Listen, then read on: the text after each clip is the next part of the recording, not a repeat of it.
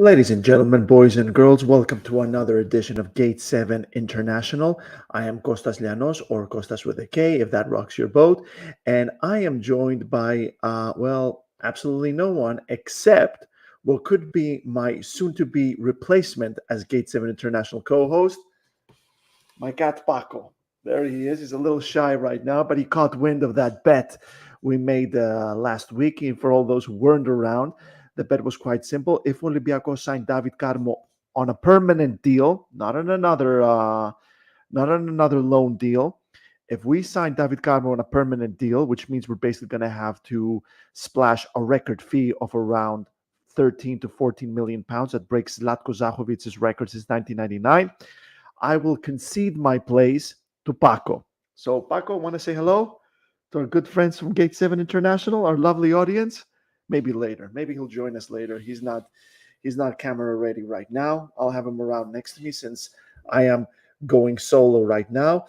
Quite a bittersweet evening for all Olympiacos fans. Obviously, football very, very bitter when you look at the senior club, but we do have some very good news all around. But before we get on all that, please, guys, if you haven't done so already, please do like and subscribe. I mean, a lot of you are flooding right now. Please, it really helps the algorithm. It helps the channel grow. It helps it reaching an even greater audience. We're being watched by a minimum of 90 countries right now, if you can believe it. Lots of people from the US, lots of people from Australia, Argentina, Germany, and of course, the motherland, Greece, where I happen to be talking you from right now, from lovely, lovely Athens. The African dust has cleared out. It felt like I was on Dune or Mad Max yesterday. I thought it was a beauty. I thought it had a bit of beauty, towards the evening, towards the weather, towards the sunset. But to be honest with you, I mean, this is quite an unhealthy situation, especially for people with breathing problems, with lung problems. So it's good that it has cleared out. Uh, we are being watched by every single continent bar Antarctica. If I'm wrong and you happen to be watching us from Antarctica, thank you for supporting our channel. And please do, everyone, guys, everybody who's watching right now, leave a comment and let me know where you're watching us from. It's always great to see, to meet new people, and it's always great to have you on board. Guys, if you haven't done so already, please do support us on Patreon. You can find us on patreon.com/Gate7 International. That's international, not INTL or any of those weird things. So patreon.com/Gate7. That's the number, international. You can join us for as little as $1 a month. $1 a month. What can you buy with $1 a month these days? Tell me, what can you buy with $1 a month these days? Nothing. Every $1 a month. What starts with $1 a month? I don't know. Maybe you can buy Kostas Lianos wardrobe, even cheaper than the Salvation Army. So there you go. We just found something you can buy for $1. You definitely can buy yourself a lovely subscription with Gate 7 International, where you're going to have exclusive access to all of our cool stuff or some cool interviews. We had Paul Taylor from The Athletic recently. We have a lot of players coming in. We formed a lot of friendships with a lot of players throughout the years. And also you can join our WhatsApp group, which has taken its life of its own. I can see you guys flooding in, and it's amazing to have you guys over. We got lots and lots to unpack. But before we get there, guys, we have some amazing news. We got some merch going on. Gate 7 International merch. You can find it on our website, gate7intl.com. You can find some jackets, some t-shirts, some jumpers, some caps, some woolly hats. It is a first, and we thank you so much for your support. So if you wanna try it on, try some of our merch, please do visit. I am going to buy my own set, and finally, I'm going to be wearing some more Olympiacos stuff. Here I'm wearing a t-shirt of one of my favorite charities. It's called KAZ, Kedra Despoton Zone, which it's an independent charity in Greece, which takes care of stray cats and dogs. So soon enough, I'm going to be wearing some Gate 7 International merch. Please join me on that. And big shout out to Georgia Sideri for helping us out with her lovely unboxing as Aunt Vula or Thea Vula, which is a nod to probably my favorite character from the Greek fat, my big Greek fat wedding trilogy. I haven't seen the third movie yet. Was it any good? Let me know in the comment section so I know what to expect. Let's go through some comments here.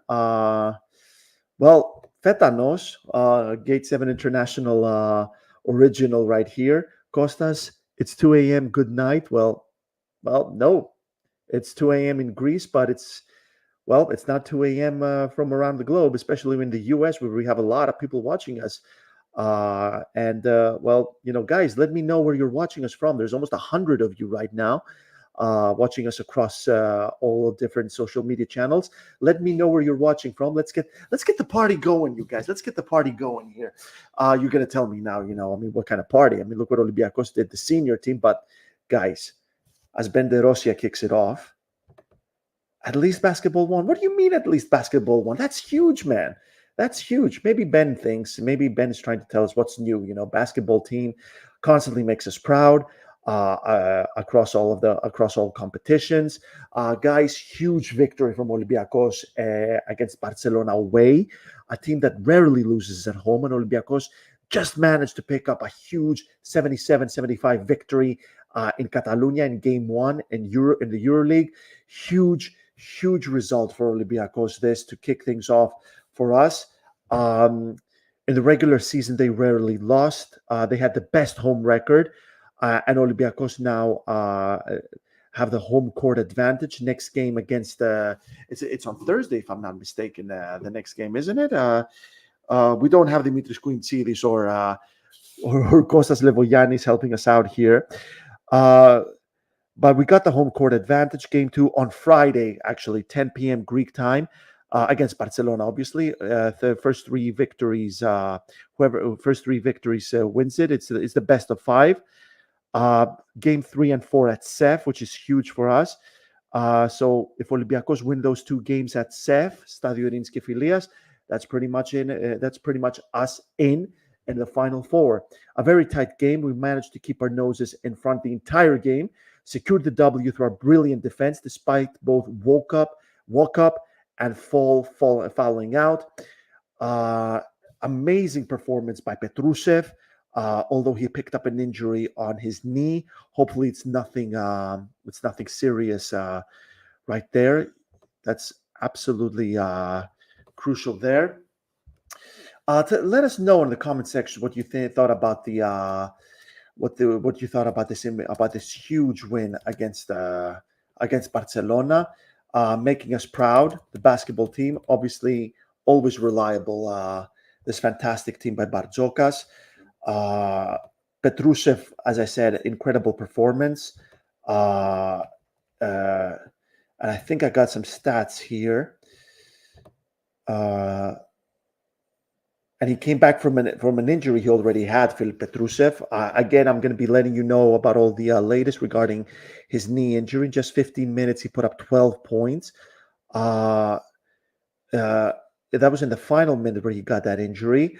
As I said, I'm going to be bringing you some live updates. Let's see what we got from you guys here. Thanks for joining us, Achilleas Beos. Another Gate 7 International original right there. Thank you so much for all the love and support, Achillea. All the true loyalists are here tonight. Well, we're all loyal to the channel, but I feel like you do have a point.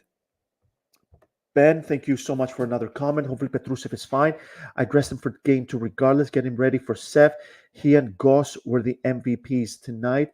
Amazing performance by Walk Up and Fall as well. Although they fouled out, didn't they? So, guys, you guys are already talking about the football, about tonight. Well, you know what? It's good news and bad news because guess what? We didn't really have a show regarding the under-19s, guys.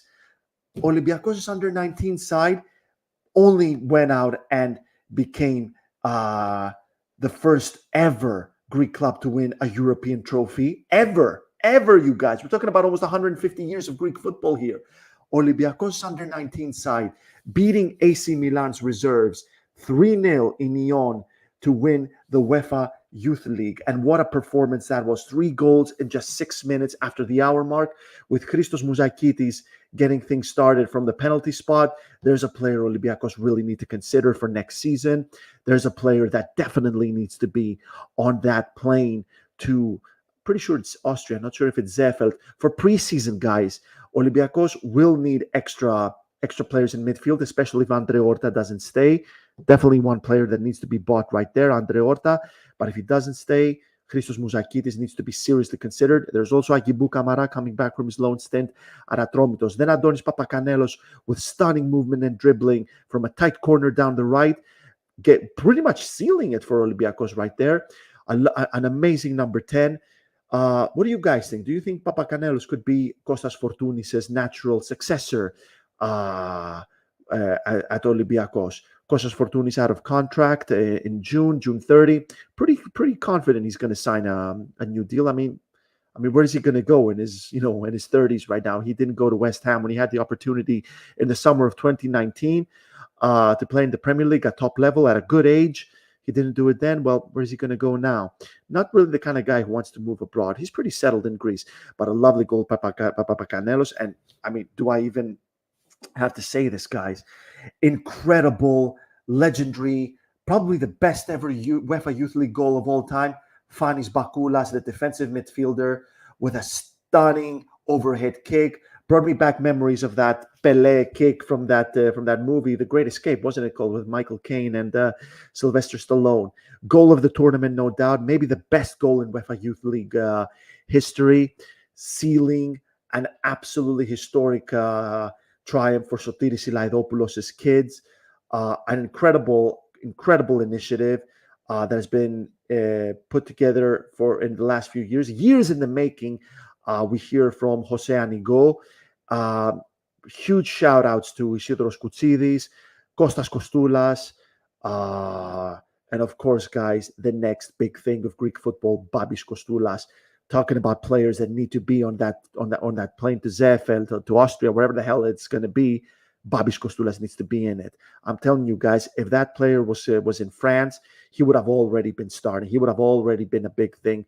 Agents would have been talking about it. Journalists, newspapers, hell, I know the Sun would be talking about him right now.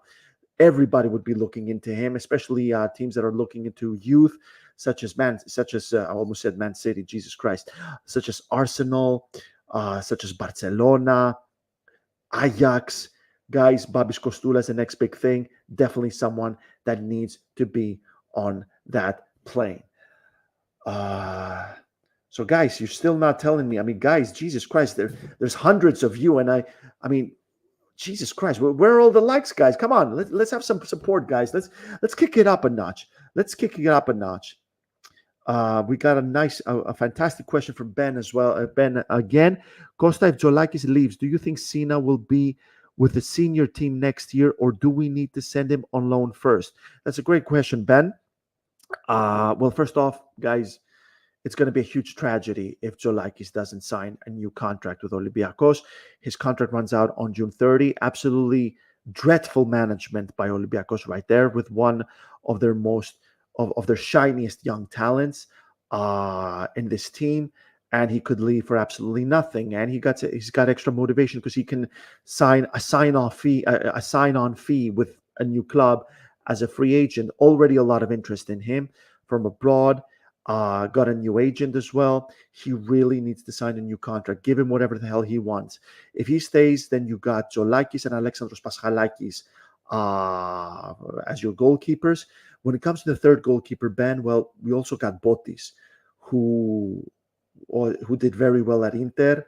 There's another player that needs to be that the powers that be need to keep tabs on. There's another player that can leave like Jolakis if you don't manage him well. So you can't have both of them on the bench alongside Paschalakis or Jolakis, which, let's face it, it would be Paschalakis if Jolakis signs a new deal. So one of them would have to go out on loan, if not both of them.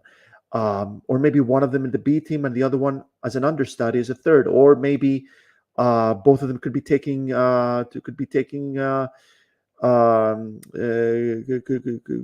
could be swapping the B team's number one spot. I'll tell you what, though, if Zoulakis stays, then it's him and Paschalakis.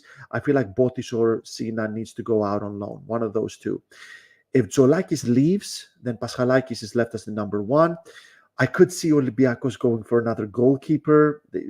It does sound like something they would do. Let's get George Mendes on the speed dial. If they don't, then alongside Paschalakis, you need to have Botis and Sina, in my opinion. One of them needs to be the understudy for Paschalakis. The other one needs to be the B team number one.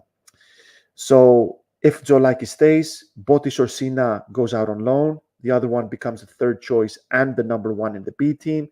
If Zoulakis leaves, then Paschalakis is your number one.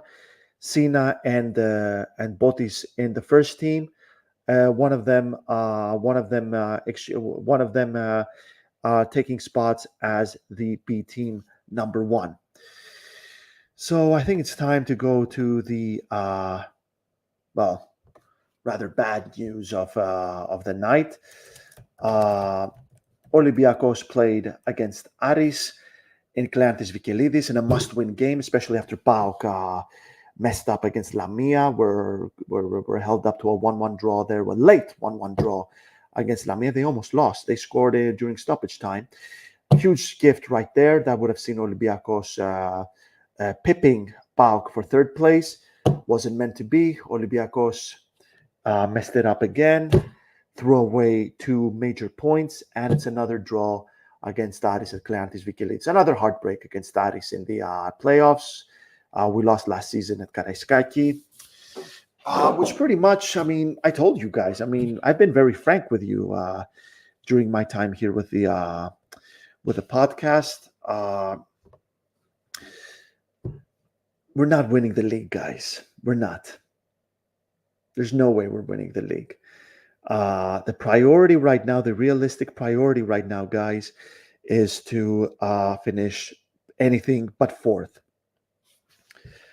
Second or third. That's the realistic prospect right here, guys, because if we finish fourth, as you all know, then we need Panathinaikos to win the cup over Aris, because if Aris win it, then they're going to the Europa League qualifiers. And it's going to be that alone, and that means no Europe for Olympiacos in their 100th anniversary. And let's face it, guys, it's going to be absolutely embarrassing having to want Panathinaikos to win the cup so Olympiacos don't miss out on Europe. So that's the priority, really, guys, here. If my maths don't fail me, if Olympiacos win their match on hand, then they are 5 points behind leaders AEK. AEK have 3 more matches. They got PAOK away at Tuba. Then they got Olympiacos away at Karaiskaki. And I'm pretty sure they got Lamia at Hagia Sophia. How convenient. If AEK beat PAOK, then Olympiacos are not winning the title. That's it, officially. If AEK beat PAOK, then that's it. It's over. Olympiacos are not winning the league. But if they do not beat PAOK and Olympiacos win the rest of their match, the rest of their matches, and I'm pretty sure if it's a draw, actually, if it's a draw against PAOK and Olympiacos win all of their other matches, all 4 of the remaining matches, then there's still hope. But guys, you know what? Just no. Olympiacos are not winning the league. We got Europe though. Do let me know in the comment section if you actually think we're going to do this, if we're actually going to go all the way. Kostas Levogiannis told me today, I don't know if I'm supposed to say this, but hell, I'm going to say it. I'll apologize to him if I'm not supposed to. Kostas Levogiannis has a very good feeling. He actually believes we're going to go all the way. He's not worried about Aston Villa. I'm worried. I think the buck stops with Aston Villa. Huge, historic performance in Europe this season. Historic campaign, but I think the buck stops with Villa. But, if we win the Europa Conference League, obviously we go straight into the Europa League group stage. So that's the only thing that would save us if we finish fourth and Aris do the unthinkable. So let's go through a few comments. I see you guys are piling up on the across all channels. So great to have you guys. So let's have a little look. Callum Spencer, thank you so much for joining us, pal.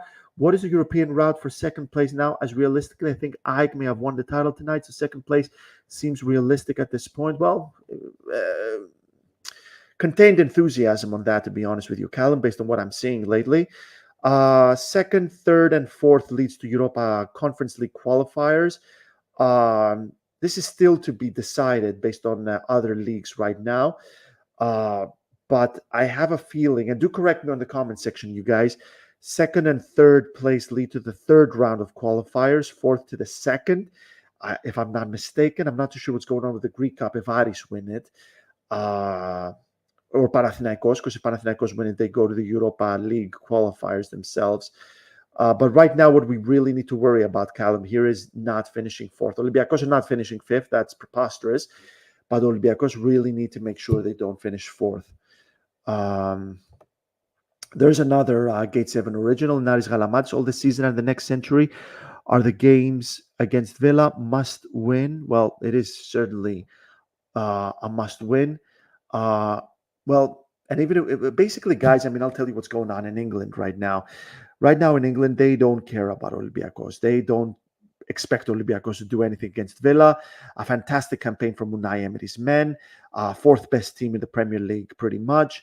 They are the favorites to finish fourth. If you look at Tottenham's fixtures list, my God, they are facing all three of the Premier League title challengers in Arsenal, Man City, and Liverpool, and they are going to give them hell.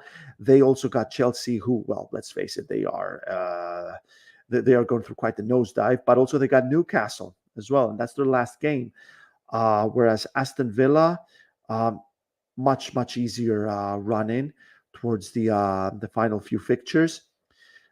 So they look like the favorites to win fourth place and earn qualification to the Champions League. So basically right now, nobody expects anything from Olympiacos, but if Aston Villa get eliminated from Olympiacos, they are going to get stick. Unai Emery is being treated as a miracle worker in Europe because of all of his success at Villarreal and Sevilla. Aston Villa are the favorites to win the conference. So if they crash out to Olympiacos, that's going to lead to a lot of criticism, a lot of heavy criticisms. I can already see the back pages on the tabloids. So if you think about it, Villa have a lot more to work for in this one. I'm going to tell you this as well, guys. When it comes to Villa, here's something Olympiacos can take advantage. Villa, pressure is on Villa right now. Not only do they need to win the Europa Conference League to win their first title since 1982, but also they need to show that they can actually do it. Sorry, guys, it's 2 a.m. Sorry, my mind is all over the place. So pressure is on Villa right now, guys. They want to win their first European trophy since 1982.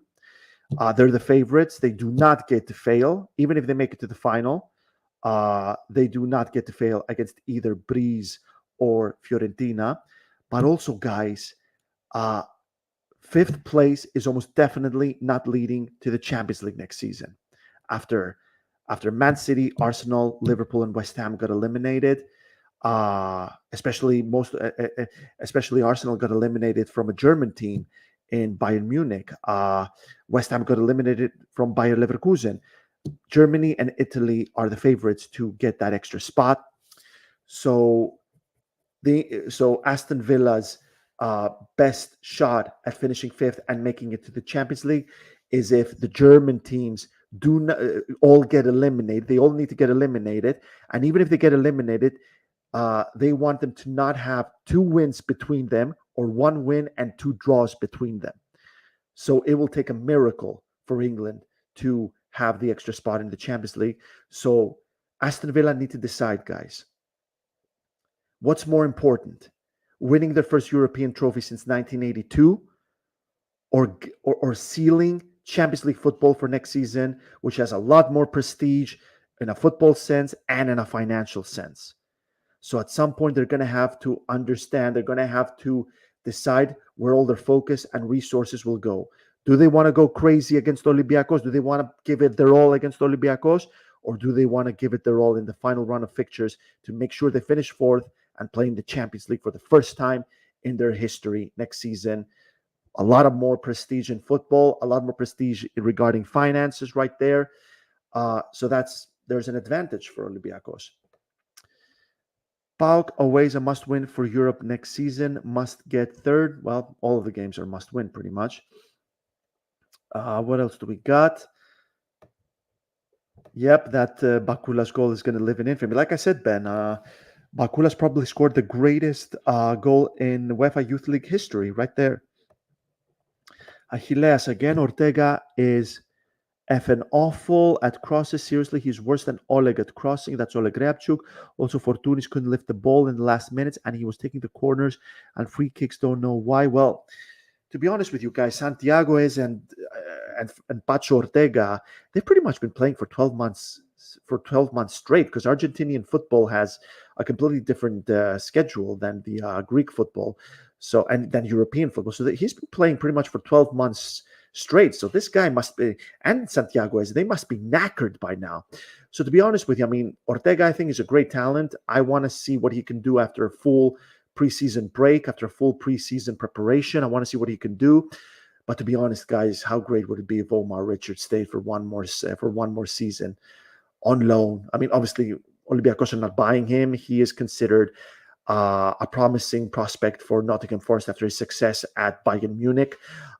So how great would it be if he stayed? He is so much better than Ortega. We've been saying it since the first season, since the start of the season. Who's our best fullback? Omar Richards. When he's fit, when he's fully fit, when he's not injured. He's over his injury hell, and now he's showing why he's the best we got. Will be very interesting, though, to see what Doron Leitner can do. A very promising talent, lots of talent in him. He definitely needs to get his chance next season, guys. He's going to get over his injuries by the end of preseason. Definitely need him to show what he can do. I am very excited to see what he can do for Olympiacos down the left. Aris Galamatis, I am very curious on the team Mendilibar will build next season. Too many expiring contracts of key players and a lot of talent, but too young for the first team at the moment. Well, we were talking about Sina and Botis. I mean, they're 20, pretty much. And a lot of the other talent, like Mouzakitis, is close to his 20s, if I'm not mistaken. And Papacanelos as well. I think Papacanelos is 20, isn't he? Well, basically, we've said this before here, Ari, and I'm going to say it again. When it comes to the expiring contracts, all you got to do is renew Fortounis and Zoulakis. That's it. Fortounis and Zoulakis. I'd like Vrusai to renew as well, but not the end of the world if he doesn't. So renew Fortounis and Zoulakis.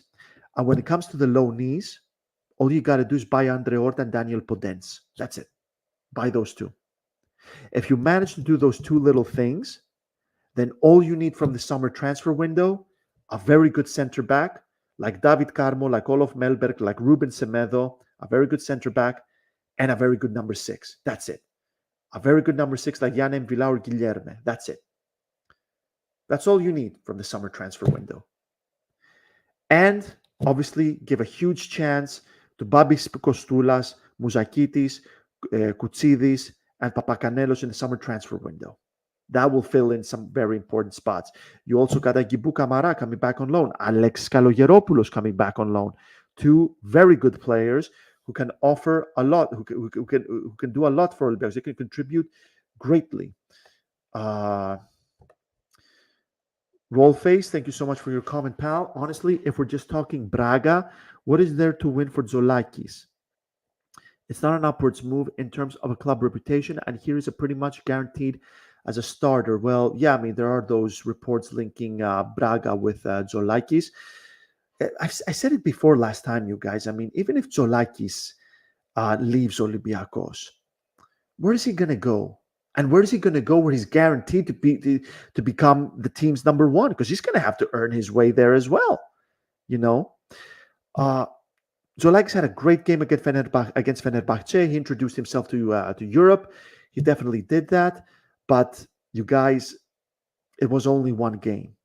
It's going to be very interesting to see what he does against Aston Villa. Aris Bouloubasis, my co-host, said here that if he puts together a couple of belters against them, then he feels like it is a certain that Zoulakis will get a lucrative move to a greater club and a greater league elsewhere. I'm not so sure if that's a certain, because we're still talking about the conference here, guys. We're not talking about the Champions League. But Zoulakis needs to have a long think because, in my opinion, I said it here again, if he stays at Olympiacos for another couple of years max, he is guaranteed the number one spot. Jose Luis Mendilibar loves him. He rates him greatly. And he's going to win titles. This dry spell is not going to last long, you guys. This trophy dry spell, the silverware dry spell is not going to last long, especially based on what we're seeing now under Mendilibar, who is staying for next season. That's half the battle, guys. Half the battle was keeping Jose Luis Mendilibar. So he's going to win titles at Olympiacos, and he's going to play in Europe at top level. Olympiacos, a frequent presence in the knockout stages of a major European competition. So he's going to drive his stock up if he stays at Olympiacos, and he could force a much more lucrative move at a team that would see him as their next number one. So basically, I'm going to say this, guys. If Zoulakis stays for another couple of years, then he could have a Jose Sa-like career.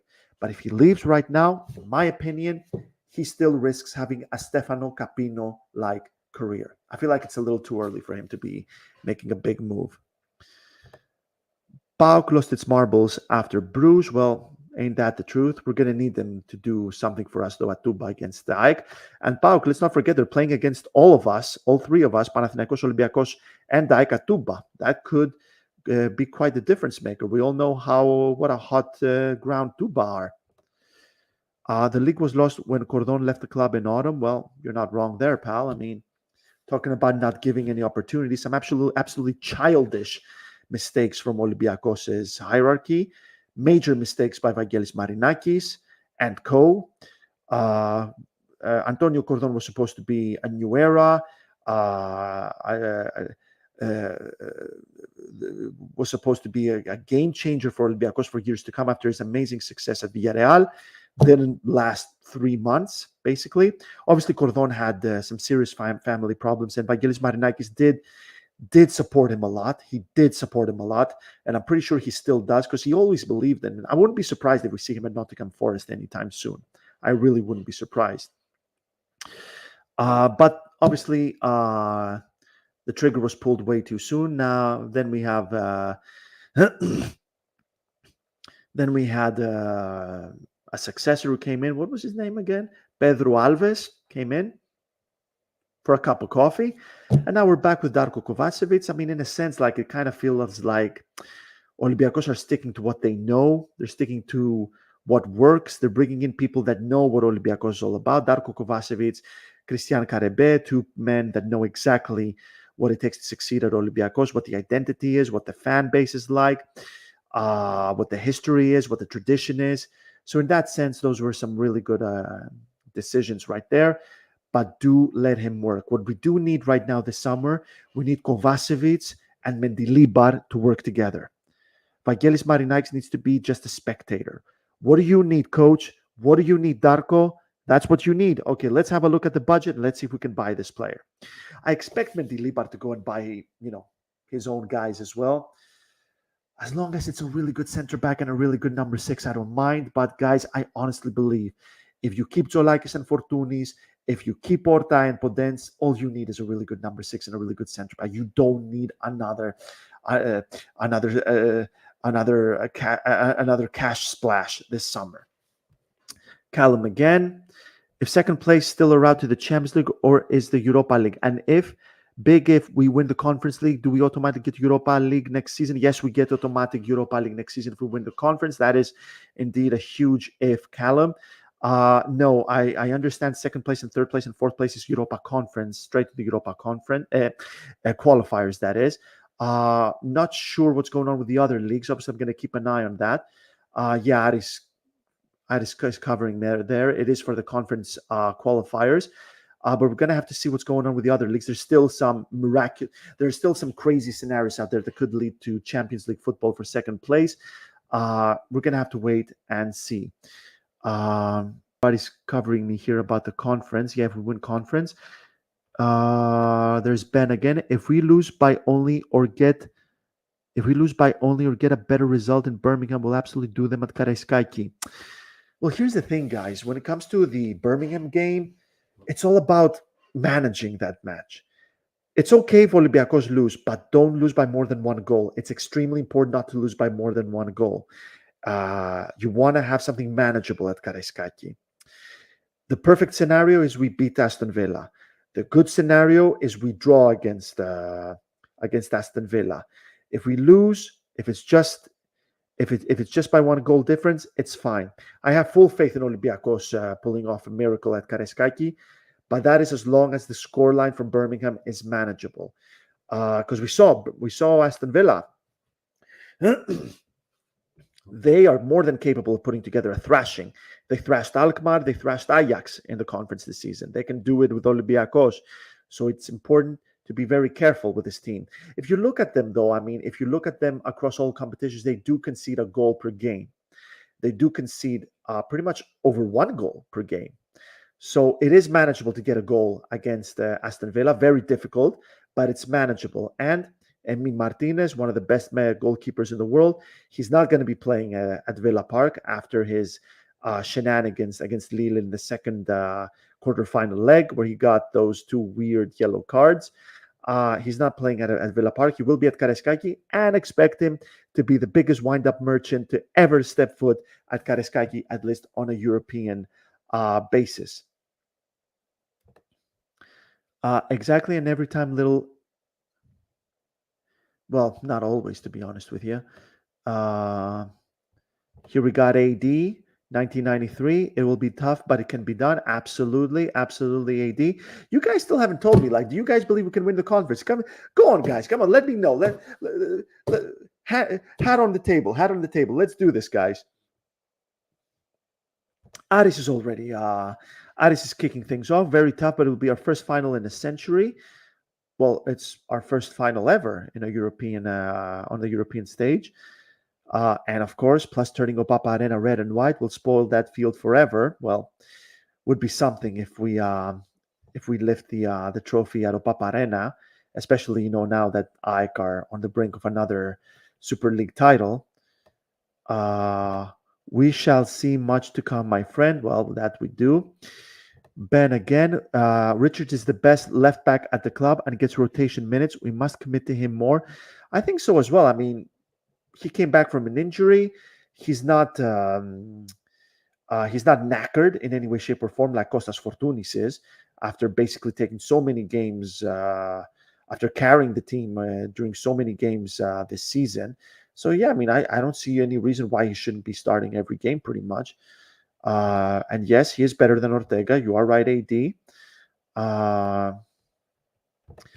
Chance to the Twins, I agree, but judging from the previous two seasons, they will be crucified like Doi now, as well as Vrusai and Androutsos before. Well, Panos Retsos is one of the best. Panos Retsos and Kostas Tsimikas, there's that example. But yeah, you're right. For every Panos Retsos, there's Marius Vrusai. For every Kostas Tsimikas, there's Thanasis Androutsos. Andreas Doi, well, another huge mistake that led to Moron's goal this evening against Aris. Well, personally, guys, I feel like Andreas Doi, the center back, has no place at Olympiacos next season. But Andreas Doi, the defensive midfielder, the jury's out on that one. I would like to talk a bit about the match. Olympiacos missed a raft of opportunities against Aris. We have that saying in Greece that he who misses chances concedes a goal, and that's exactly what happened today, with one big mistake from Andreas Doi, who gave the ball away to Moron, who's having an incredible season with Aris, the team's top goal scorer. I don't know, is he the top goal scorer in the Greek Super League right now, or is it still El Kabi? Because El Kabi got that goal. He pretty much stole it from Zelson Martins. He wanted to make sure it was going in, though, so all the power to him. He didn't know that the ball was certainly going in for a goal. And he seemed confident that he wasn't offside, so that's good as well. So we missed a raft of chances again. Failed to take advantage of our rivals wasting points. Olympiacos still fourth. Kostas Levogiannis said it last season. Hit the nail right in the head with this one. But I wish he used a better metaphor. What he said was, it, it, it- he used that scene from The Dark Knight Rises, where Bruce Wayne was thrown into that pit with all those other lost souls, with only a fragile rope to make them think that they can climb out of that pit. Uh, and it's the hope that kills you. That's what he wanted to say. I wish he came up with a much better example. I wish he came up with like William Shakespeare or Ernest Hemingway or Leo Tolstoy or Plato, but instead he came up with, DC fucking comics. I wish he came up with something much deeper.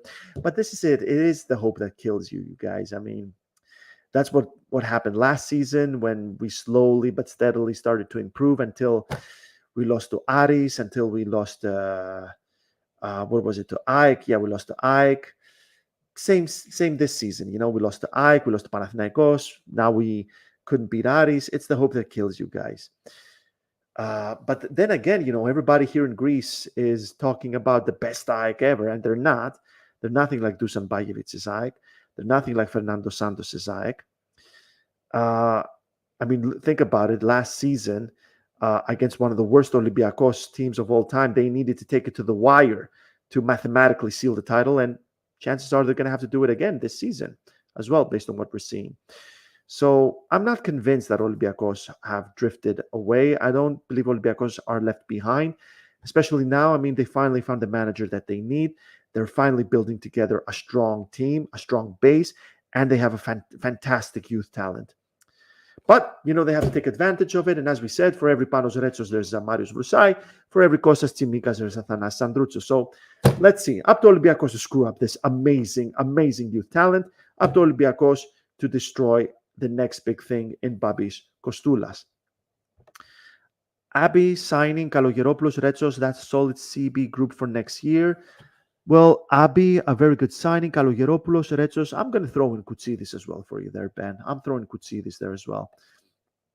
And that's not even mentioning Koutsidis. Well, there you go. I mean, great minds think alike, it seems like, Ben.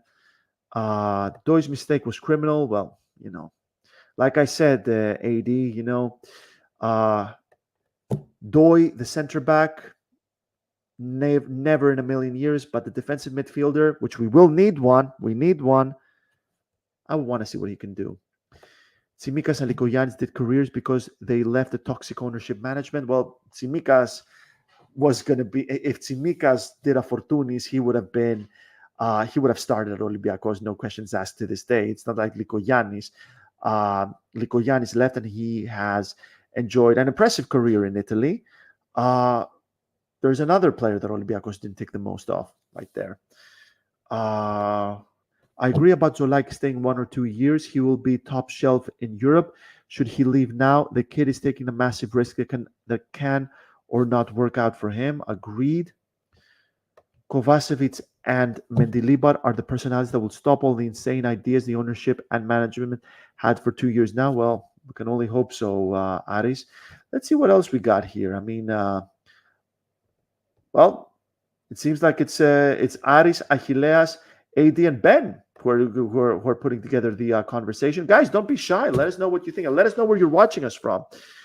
Aris, again, there is an exception to second to fourth conference depending on what happens to other leagues, but they're highly unlikely. Don't count on it, as I said before.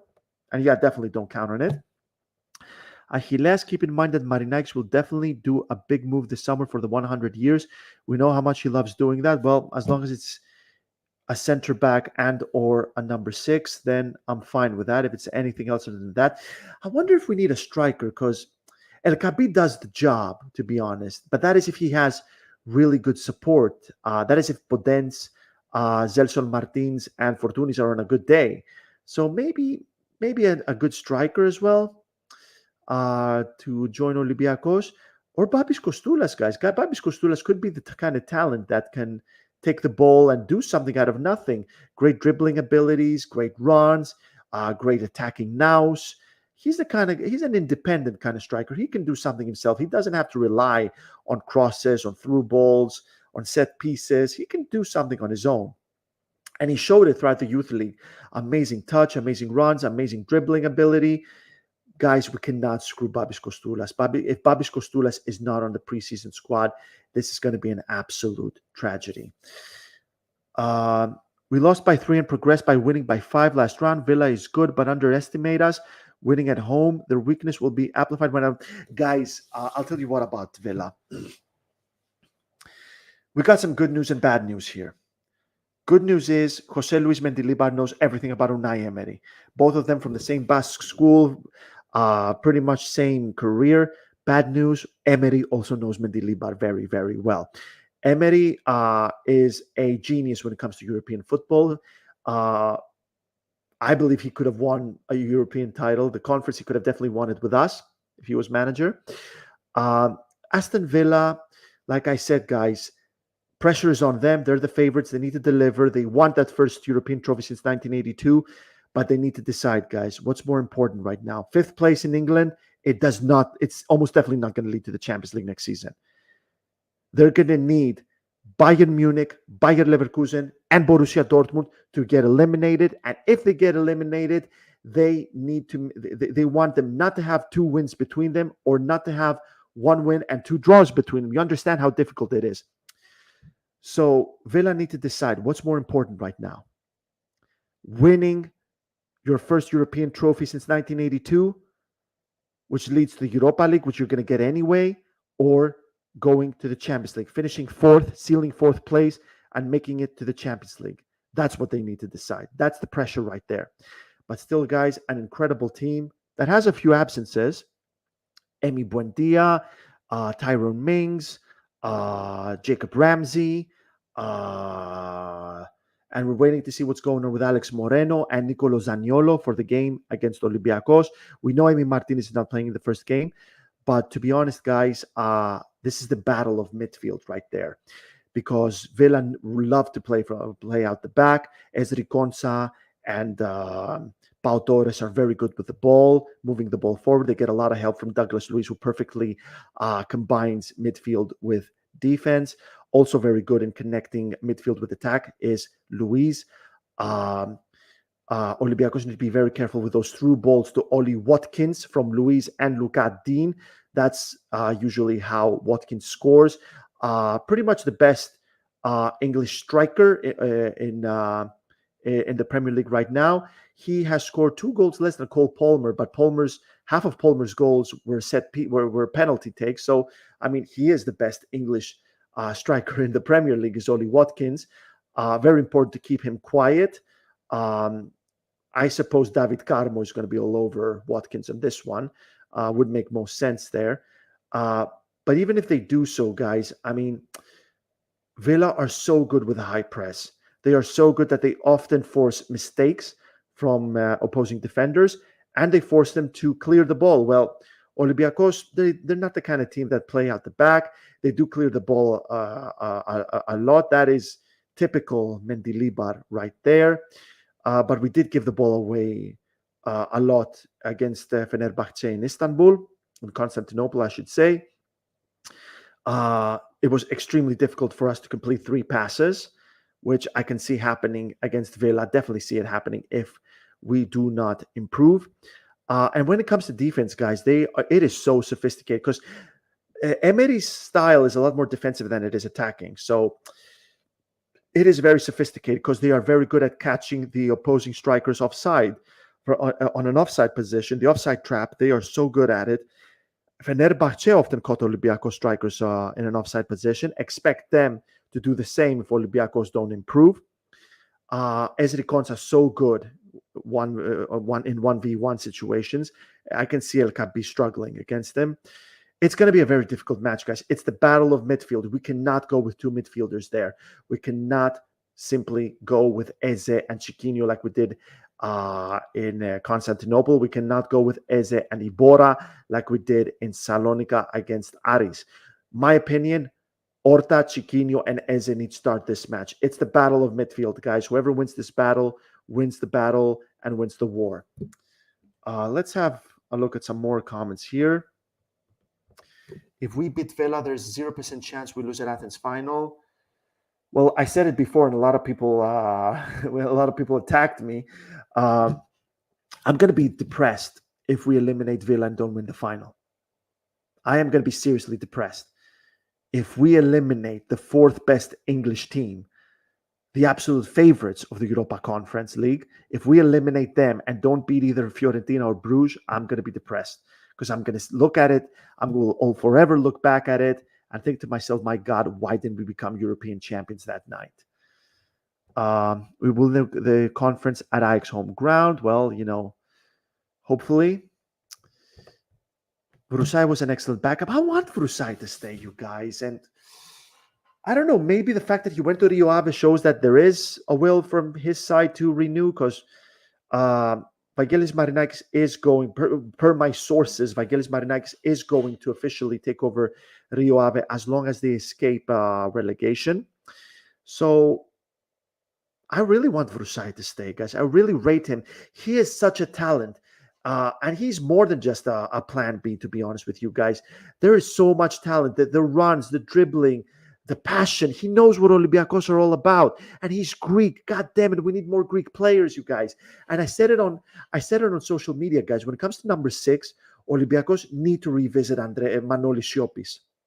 Siopis, yeah, he left he left a cloud. But you know what? He told Betarades he holds no grudge. He is still such a good player. I mean, you saw him coming in against Georgia in the playoff final, and our midfield was transformed the moment he entered the pitch. And he plays for Cardiff right now. I mean, what are the chances of Cardiff making it to the Premier League anytime soon? Forget about Europe. So why not come to Olympiacos and win titles and play in Europe? Definitely revisit Manolis Siopis.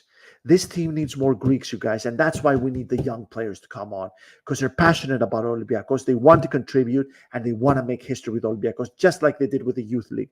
That wasn't a fluke, guys.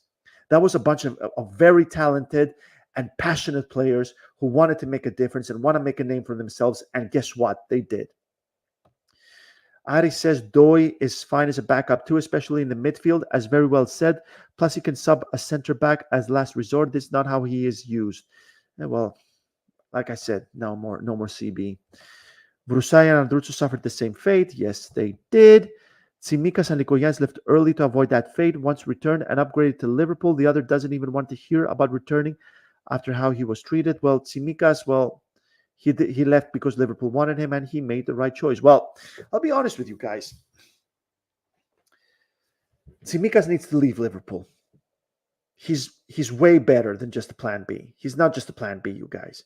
He can walk in at many other starting lineups for some amazing teams. In my opinion, Arsenal should sign Tsimikas. He'd be great for Arsenal down at left back. And this way, Alexander Zinchenko plays in his natural position as a number 8. He struggled as a left back at Arsenal this season, Zinchenko has. So let him go to his natural position as a number 8 and have Tsimikas as left back. I would like to revisit something, you guys, about the contract, about the expiring contracts, the contract rebels, if you will, and the loanees. When it comes to the players that are running out of contract in June, if there's one player out of all of them that definitely needs to renew, that's Zoulakis. A young Greek academy graduate that has all the talent in the world to become a superstar.